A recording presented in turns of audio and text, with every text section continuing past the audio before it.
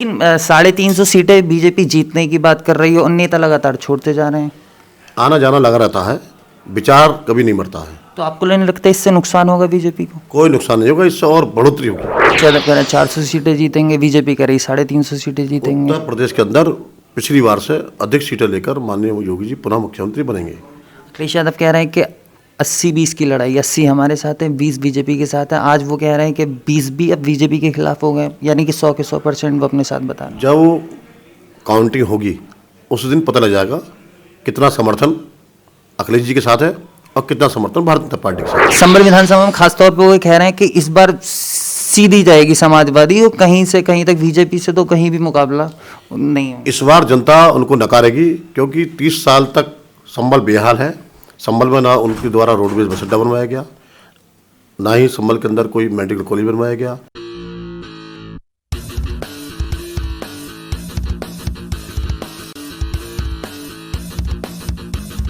नमस्कार, आदाब। आप देख रहे हैं द हल्ला बोल। देश के सबसे बड़े सूबे उत्तर प्रदेश में चुनावों की तारीखों का ऐलान हो चुका है। चुनाव की तारीखों के ऐलान के बाद अलग अलग पार्टियां अपने उम्मीदवारों की घोषणा कर रही है। बीजेपी ने अपने पहले और दूसरे चरण के लिए उम्मीदवारों की घोषणा कर दी है। इसी पर मेरे साथ बातचीत करने के लिए मौजूद है संभल विधानसभा सीट से भारतीय जनता पार्टी के प्रत्याशी राजेश सिंदल जी। राजेश जी, सबसे पहले स्वागत है आपका। बहुत बहुत धन्यवाद। मेरा पहला सवाल यही था कि लगातार बीजेपी के विधायक और कुछ मंत्री बीजेपी छोड़ रहे हैं, तो लगता है कि सरकार को इससे बड़ा नुकसान होने वाला है। पिछली बार से और ज़्यादा सीटें लेकर पुनः उत्तर प्रदेश के योगी जी मुख्यमंत्री बनेंगे। लेकिन स्वामी प्रसाद मौर्य लगातार समाजवादी पार्टी में शामिल हो गए, लगातार बीजेपी पे निशाना साध रहे हैं कि कह रहे हैं कि पिछड़ों को बीजेपी ने साथ नहीं दिया, तो लगता है कि इसका नुकसान होने वाला है। जितना काम भारतीय जनता पार्टी ने पिछड़ों समाज के लिए किया है, आज तक किसी दल ने या किसी पार्टी ने, किसी व्यक्ति ने नहीं किया जितना माननीय योगी जी ने किया है। लेकिन 350 सीटें बीजेपी जीतने की बात कर रही है और नेता लगातार छोड़ते जा रहे हैं।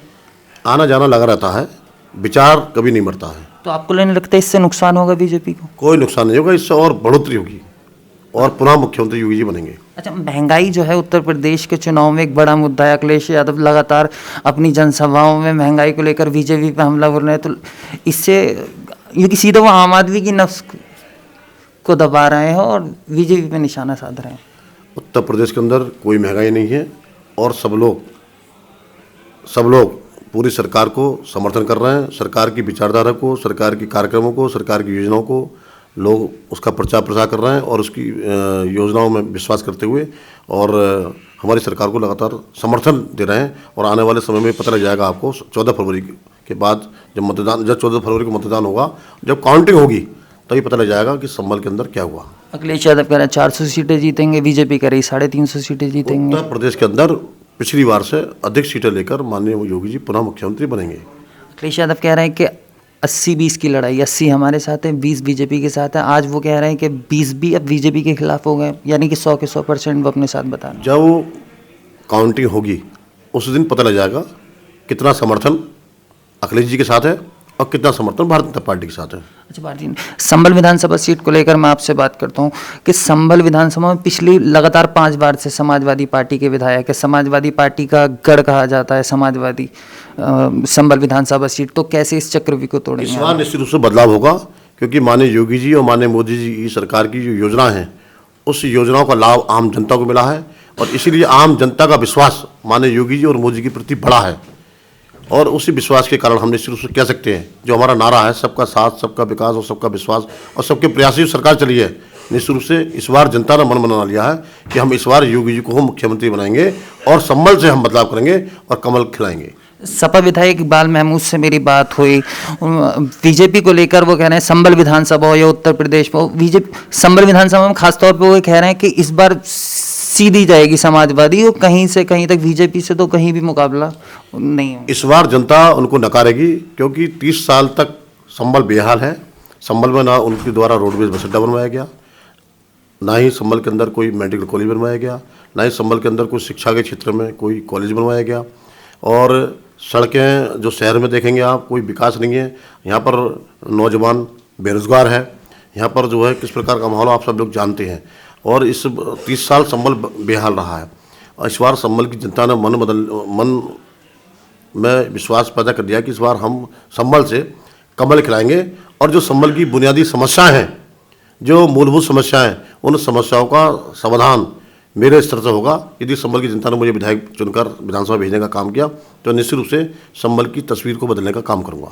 आप 2 बार और चुनाव लड़े संभल विधानसभा से, दोनों बार आप दूसरे नंबर पर रहे, तो इस बार ऐसा क्या होगा जो मतलब आप समाजवादी पार्टी के विधायक को चुनाव में शिकस्त दे देंगे? क्या तैयारी है मतलब इसकी? मैं पिछले चुनाव में 2 बार दूसरे स्थान पर रहा हूं, मैं आपकी बात से सहमत हूं, परंतु इस बार हमारी जब से सरकार इस देश के अंदर, प्रदेश के अंदर सरकार बनाई जनता ने, जो सरकार के द्वारा जो काम किए गए हैं उस काम के आधार पर हमारी उत्तर प्रदेश के अंदर भी और आने वाले सन 2024 में भी हमारे योगी जी इस प्रदेश के मुख्यमंत्री और माननीय मोदी जी पुनः इस देश के प्रधानमंत्री बनेंगे। अच्छा, एक सवाल मेरा ये था कि जो डॉक्टर शफीकुर रहमान बर्क हैं, समाजवादी पार्टी के सांसद, पिछली बार उनके पोते 2017 के विधानसभा चुनाव में AIMIM के टिकट से चुनाव लड़े।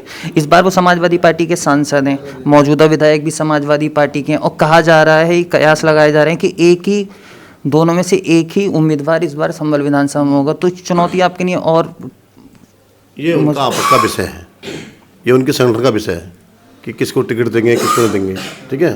परंतु मैं जनता की बात कर रहा हूँ, जनता ने पूरा मन बना लिया है कि संभल में इस बार परिवर्तन होना है। अच्छा, BSP के जो प्रत्याशी हैं हाजी शकील कुरैशी साहब, वो BJP और समाजवादी पार्टी पर लगातार हमला कर रहे हैं कि BJP और समाजवादी के चक्कर में संभल बदहाली के रास्ते पर चला गया। ऐसा है, इस बार हमको मौका देगी जनता और विधानसभा भेजने का काम करेगी। उत्तर प्रदेश के अंदर सरकार दोबारा बन रही है, मैं नहीं कह रहा हूँ ये बात, इलेक्ट्रॉनिक मीडिया कह रही है, प्रिंट मीडिया कह रही है, पूरे सर्वे कह रहे हैं जनता के, उसके आधार पर उत्तर प्रदेश के अंदर सरकार बनने जा रही है। और संभल की जनता ने यदि मुझे विधायक बनाने का काम किया तो हम संभल की तस्वीर को बदलने का काम करेंगे, हर विकास के क्षेत्र में यहाँ पर विकास की गंगा बहाने का काम करेंगे। मेरा आखिरी सवाल था, कितने वोट इस बार संभल विधानसभा में BJP? अधिक से अधिक वोटों से जीतेंगे हम। ये भी कहा जाता है कि भारतीय जनता पार्टी संभल विधानसभा में गुटों में बटी हुई है। नहीं, पूरा संगठन हमारा एकजुट है और ऐसा कुछ नहीं है। यहाँ पर सबका एक निशान है, कमल, और कमल ही भारतीय जनता पार्टी का प्रत्याशी है, सब लोग कमल के साथ हैं। चलिए, शुक्रिया हमसे बात। धन्यवाद। ये थे संभल विधानसभा से भारतीय जनता पार्टी के प्रत्याशी राजेश सिंदल जी, जिन्होंने आने वाले विधानसभा चुनाव को लेकर अपनी बात रखी। कैमरामैन ऋषभ के साथ मोहम्मद आमिर, द हल्ला बोल। अगर आपने अभी तक चैनल को सब्सक्राइब नहीं किया है तो प्लीज़ सब्सक्राइब कीजिए और ताज़ा अपडेट पाने के लिए बेल आइकन को दबाना ना भूलें।